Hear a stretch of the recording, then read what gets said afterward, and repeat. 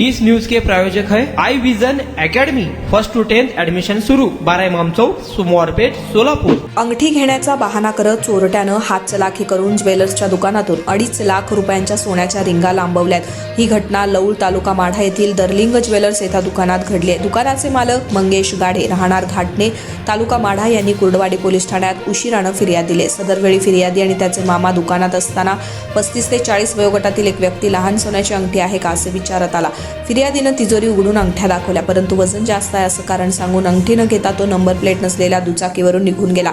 या दरम्यान त्यानं हातचलाखी करत दुकानातील 35 ग्रॅम वजनाची 2,45,000 रुपये किमतीची कानातील सोन्याच्या रिंगा असलेली पुडी लंपास केली। दुकानातील सीसीटीव्ही फुटेजवरून तपास सुरू आहे।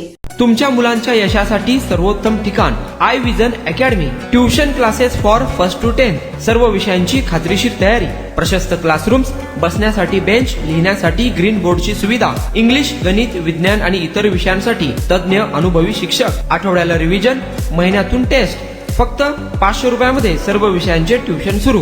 प्रत्येक विद्यार्थ्यांकडे वैयक्तिक लक्ष। आजच प्रवेश घ्या। आई विजन अकॅडमी, 12 इमाम चौक, सोमवारपेठ, सोलापूर।